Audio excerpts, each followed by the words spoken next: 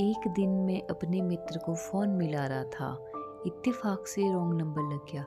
दूसरी तरफ से एक लड़की ने फ़ोन उठाया। आम तौर पर ऐसी स्थिति में रॉन्ग नंबर कहकर फ़ोन काट दिया जाता है, लेकिन यहाँ ऐसा नहीं हुआ। हम दोनों के बीच कुछ ही देर टेलीफोन सर्विस की गड़बड़ी को लेकर कुछ बातें हुई, लेकिन उन चंद बातों ने ही मेरे दिलो दिमाग में हलचल मचा दी। उसकी आवाज़ मेरे दिमाग में सितार की झंकार की तरह गूंज रही थी। वह बात करते करते बीच बीच में हंसती थी तो ऐसा लगता था जैसे पत्थर की विशाल शिलाओं पर उछल कूद मचाते हुए कोई पहाड़ी झरना बह रहा है। मेरी वह सारी रात बेचैनी के आलम में गुजरी।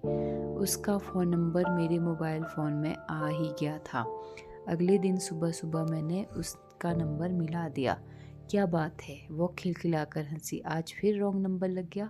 नहीं, मैंने अपनी तेज होती धड़कन को नियंत्रित करते हुए कहा, आज मैंने जानबूझकर फ़ोन मिलाया है। वाह, क्या बात है? वो हंसते हुए बोली। आज की सुबह का आगाज़ कुछ खास लग रहा है।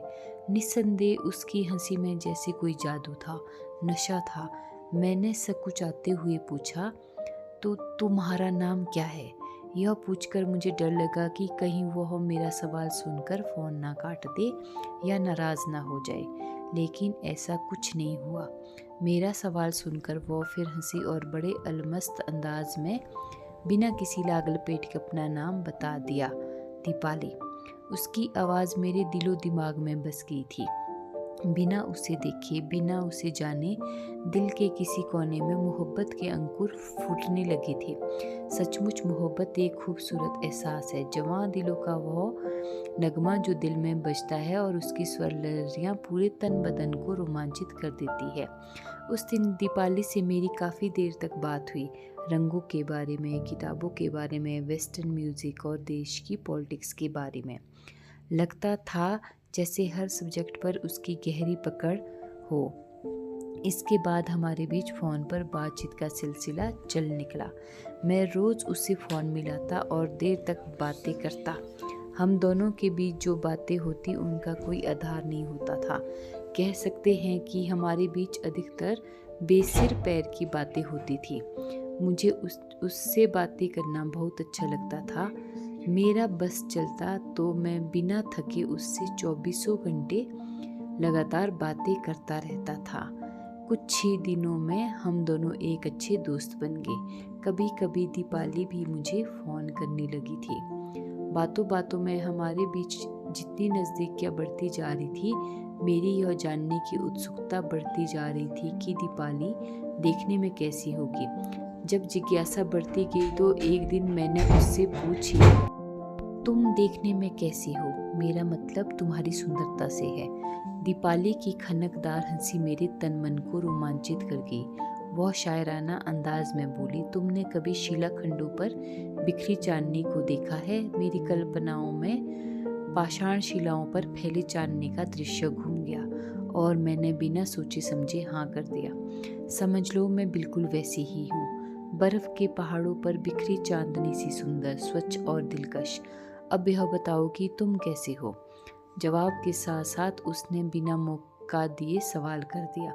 मैं उस चांद की तरह हूँ जो चांदनी बिखेरता है, जिसके बिना चांदनी का कोई अस्तित्व नहीं है। मेरा जवाब सुनकर दीपाली पहले से ही ज़्यादा जोर से खिलखिलाकर हंसी। उस दिन के बाद हमारे बीच और भी नज़दीकियाँ बढ़ गईं। कह सकते हैं कि बातों के फैलते दायरे चाहत के द्वार खोलने लगे।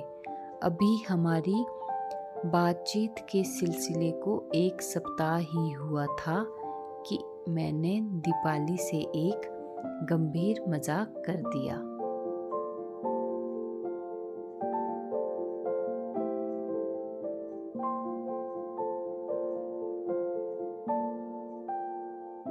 उस दिन 1 अप्रैल था और रात को ही मैं योजना बना चुका था कि सुबह उठकर सबसे पहले दीपाली को ही 1 अप्रैल फूल बनाऊंगा। मैंने यही किया। मैंने सुबह 8 बजे दीपाली को फ़ोन किया। मैंने घबराई आवाज़ में कहा, दीपाली, मैं अचानक एक भारी मुसीबत में फंस गया हूँ, इसलिए तुम्हें 2-3 दिन तक फ़ोन नहीं कर सकूँगा। तुम भी मुझे फ़ोन मत करना। कैसी मुसीबत? तुम किस मुसीबत में फंस गए हो? दीपाली ने परेशान होकर पूछा। एकाएक मेरी बीवी की तबीयत खराब हो गई है। मैं उसे लेकर अस्पताल जा रहा हूँ। उसकी फर्स्ट डिलीवरी होने वाली है। तुम दुआ करना कि सब कुछ ठीक हो जाए और वह खूबसूरत बच्चे को जन्म दे। दूसरी तरफ सन्नाटा छा गया। लगा जैसे दीपाली की आवाज़ गले में फंस गई हो। फ़ोन डिस्कनेक्ट करके मैं यह सोचकर खुश हुआ कि मैंने दीपाली को अप्रैल फूल बना दिया। मैंने पहले ही सोच रखा था कि उसे कम से कम 1 घंटा तक कुछ नहीं बताऊंगा। उसके बाद फ़ोन करके बता दूंगा कि मैंने उसे अप्रैल फूल बनाया था। 1 घंटे बाद मैंने दीपाली को फ़ोन किया तो मेरी आवाज़ सुनते ही उसने फ़ोन डिस्कनेक्ट कर दिया। मैंने फिर से उसे फ़ोन मिलाया, फिर वही हुआ। मेरी आवाज़ सुनते ही उसने फ़ोन काट दिया। इसके बाद मुझे एक और नई मुश्किल का सामना करना पड़ा। तीसरी बार जब मैंने नंबर डायल किया तो दूसरी ओर घंटी बजती रही, लेकिन फ़ोन उठाया नहीं गया। इसके बाद फ़ोन स्विच्ड ऑफ हो गया। मैं बेचैन होकर पागलों की तरह अपने बेडरूम में घूमने लगा। मेरी हालत उस कबूतर जैसी हो गई थी जिसके पंख कट गए हों, लेकिन वह उड़ना चाहता हो। मैं रात के 1 बजे तक उसे फ़ोन मिलाता रहा, लेकिन दीपाली का फ़ोन स्विच्ड ऑफ था। मेरी हालत ख़राब हो गई थी। मैं पूरी रात एक पल के लिए भी नहीं सो सका। सुबह होते ही मैंने फिर दीपाली को फ़ोन मिलाया। इस बार दीपाली ने फ़ोन रिसीव तो कर लिया, लेकिन मुझे ऐसे लगा जैसे वो फ़ोन काटने वाली हो। मैं चीख पड़ा, दीपाली प्लीज़ फ़ोन मत काटिएगा, तुम्हें मेरी कसम दीपाली। वह बोली तो कुछ नहीं, लेकिन उस पर मेरी बात का माकूल असर पड़ा। उसने फ़ोन डिस्कनेक्ट नहीं किया। मैंने गिड़गिड़ाते हुए कहा, मेरे छोटे से मजाक की इतनी बड़ी सज़ा मत दो दीपाली। तुम नहीं जानती मैं सारी रात नहीं सोया हूँ। इसके बाद एक ही सांस में मैंने दीपाली को 1 अप्रैल वाली पूरी बात बता दी। मैं बहुत जल्दी बोल रहा था। मुझे डर था कि कहीं दीपाली फ़ोन डिस्कनेक्ट ना कर दे और मेरी बात अधूरी रह जाए। दीपाली ने मेरी पूरी बात सुन तो ली, लेकिन बोली कुछ नहीं। उसने बिना कुछ कहे फ़ोन डिस्कनेक्ट कर दिया। उस दिन के बाद दीपाली जैसे बदल भी गई। मैं उससे फ़ोन पर बातें करता तो वह मेरे सवालों का जवाब सिर्फ हूँ हाँ में देती। उसकी चंचल बातें और मदमस्त हंसी एकदम से गायब हो गई थी। मैं उसे नए नए चुटकुले सुनाता, तरह तरह की मजाकिया बातें करता, लेकिन वो कभी नहीं हंसती। वो झील के पानी की तरह शांत हो चुकी थी। मैं फ़ोन करता तो वो पत्थर बने चुपचाप मेरी बातें सुनती रहती। उसकी चुप्पी से मेरी बेचैनी और बढ़ जाती। मैं दीपाली में आए इस परिवर्तन की वजह समझ नहीं पा रहा था। उसी बीच एक रोज़ रात को दीपाली का फ़ोन आया। वो बड़े ही गंभीर स्वर में बोली, मैं तुमसे मिलना चाहती हूँ। क्यों नहीं, मेरे दिल में खुशियों के कमल खिल उठे। मैं खुद तुमसे मिलना चाहता हूँ। बताओ कहाँ मिलोगी? कल शाम 7 बजे मैं वहाँ पहुँच जाऊँगा, लेकिन तुम्हें पहचानूँगा कैसे? मैंने मन की खुशी जाहिर करते हुए सवाल किया तो वह बोली, मैं होटल ताज लैंड्स एंड के रिसेप्शन हॉल में लाल रंग के कपड़ों में बैठी मिलूंगी। मेरी टेबल पर सफ़ेद गुलाब रखा होगा, पहचान लेना। मैं कुछ और कहता उसके पहले ही दीपाली ने फ़ोन काट दिया। सफ़ेद गुलाब की बात मुझे कुछ अटपटी सी लग रही थी। प्रेम का प्रतीक तो लाल रंग होता है। फिर दीपाली ने टेबल पर सफ़ेद गुलाब रखने की बात क्यों कही? किसी बात को लेकर मन अनिश्चितता से भरा हो तो तरह तरह की आशंकाएं जन्म लेने लगती है। सोच कर मेरा दिल अजीब सी आशंका से धड़कने लगा। अगले दिन शाम 7 बजे बन ठन कर मैं होटल ताज लैंड्स एंड पहुंच गया। मैंने अपना पसंदीदा डबल ब्रेस्टेड नीला सूट पहना था। प्रचलन के मुताबिक टाई लगानी थी। कोट पर तारों वाला ब्रोच लगाया था। मैं सीधा ताज लैंड्स एंड के रिसेप्शन हॉल में जा पहुंचा। दीपाली को ढूंढने में मुझे कोई परेशानी नहीं हुई। कहे अनुसार उसने अपनी टेबल पर सफेद गुलाब रखा था और वह सुर्ख साड़ी में थी। उसके मेकअप और साज श्रृंगार से लग रहा था जैसे वह शादीशुदा हो। मैं हैरान सा उसे देखता रह गया। वह सचमुच श्वेत चांदनी की तरह स्वच्छ, निर्मल और मनमोहिनी थी। मैंने कुर्सी खींचकर दीपाली के सामने बैठते हुए अपना परिचय दिया। थोड़ी देर वह मुझे अपलक देखती रही, फिर गंभीर स्वर में वह बोली, तुमने पिछले कुछ दिनों से मुझ में परिवर्तन महसूस किया होगा।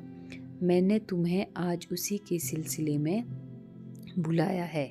हाँ, तुम सचमुच काफ़ी बदल गई हो। मैं उसकी खामोश आंखों में झांकते हुए बोला, क्या मैं इसकी वजह जान सकता हूँ? कहीं तुम मेरी अप्रैल फूल वाली बात का बुरा तो नहीं मान गई? नहीं, ऐसा कुछ नहीं है। दीपाली अपने खुले बालों को पीछे की ओर झटकते हुए बोली, दरअसल जब तुमने मजाक में यह कहा कि तुम्हारी शादी हो चुकी है और तुम्हारी पत्नी की फर्स्ट डिलीवरी होने वाली है, तो मुझे झटका तो लगा, लेकिन खुशी भी हुई। खुशी? मैंने चौंकते हुए पूछा, खुशी क्यों हुई? क्योंकि तुमने तो अपनी शादी की बात मजाक में कही थी, जबकि मैं सचमुच पहले से शादीशुदा थी। मेरा 2 साल का एक बेटा भी है। उसकी बात सुनकर मैं स्तब्ध रह गया। मुझे लगा जैसे किसी ने अचानक मेरी छाती में खंजर घोंप दिया हो।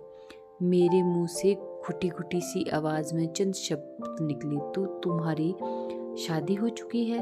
हाँ, आज मेरी शादी की 4थी सालगिरह है। मैं अपने पति और बेटे के साथ ही यहाँ सेलिब्रेशन के लिए आई हूँ। मुझे एक और झटका लगा। मैंने मन महसूस कर पूछा, तुम्हारा पति और बेटा, क्या वे भी यहाँ आए हैं? बस अपने ही वाले हैं, लेकिन तुम्हें चिंता करने की कोई ज़रूरत नहीं है। दरअसल मैं मजाकिया स्वभाव की हूँ। तुमसे जब मजाक में बात आगे बढ़ी तो मैंने मजाक में झूठ बोल दिया। इस तरह बात आगे बढ़ती गई और मैंने तुमसे दोस्ती कर ली। दीपाली धारा प्रवाह बोलती गई, लेकिन तब मैं नहीं जानती थी कि तुम सचमुच मुझसे प्रेम करने लगोगे और मजाक में शुरू हुआ यह सिलसिला इतना गंभीर मोड़ ले लेगा।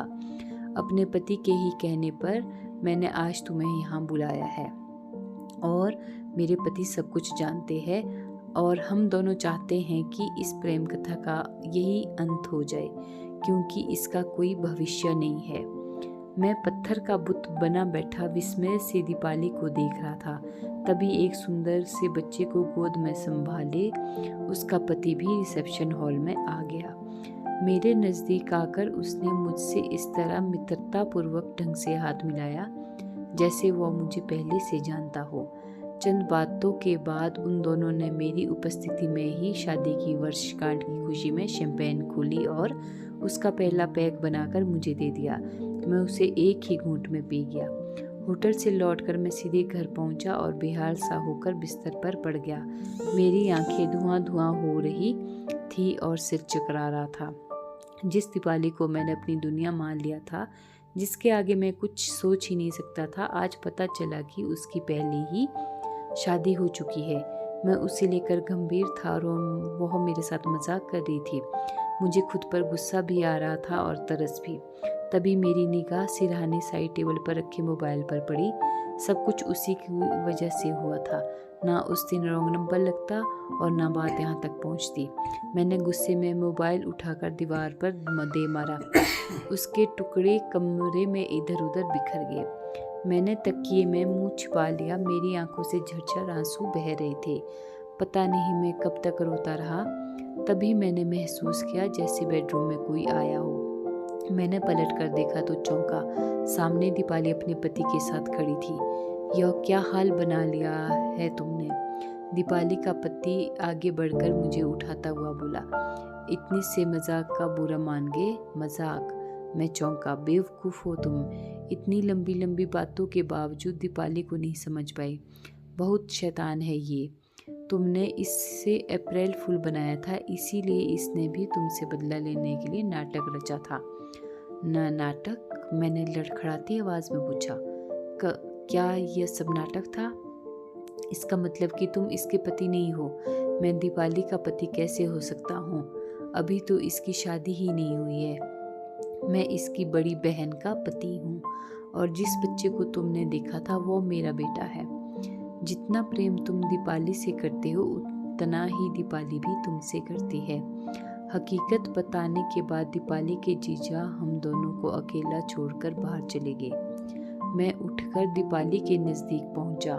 लाज से उसका चेहरा गुलाबी हो गया था। उसके चेहरे पर वैसी लुनाई थी जैसे अपने प्रेमी का साथ पाकर किसी लड़की के चेहरे पर आ जाती है। दरअसल दीपाली ने ही मुझे शादी की सालगिरह का यह सारा नाटक रखने के लिए कहा था ताकि तुमसे तुम्हारे ही अंदाज में बदला ले सके। मैंने दीपाली की ओर देखा। वह मुझे देखकर बड़े ही मनमोहक ढंग से मुस्कुरा रही थी। दोस्त, दीपाली के जीजा ने हंसते हुए कहा, प्रेम के मामले में तुम्हारा रॉन्ग नंबर नहीं बल्कि सही नंबर लगा था। क्या तुम सचमुच मुझसे प्रेम करती हो? मैंने दीपाली के चेहरे पर नजरें जमाते हुए पूछा तो दीपाली ने नजरें झुकाकर स्वीकृति में सिर हिला दिया। मुझसे शादी करोगी? मैंने गंभीर होकर पूछा तो वो धीरे से बोली, हाँ मैं तैयार हूँ। मैंने दीपाली को अपनी बाहों में भर लिया। वह भी मुझसे लिपट गई। हम दोनों के दिलों के साज पर मोहब्बत का राग बज उठा। हम देर तक एक दूसरे की बाहों में समाये रहे। उस वक्त ऐसा लग रहा था जैसे हम अनंत आकाश में उड़ रहे हों। सचमुच इस दुनिया में मोहब्बत से ज़्यादा खूबसूरत कोई चीज़ नहीं है, कुछ भी नहीं है।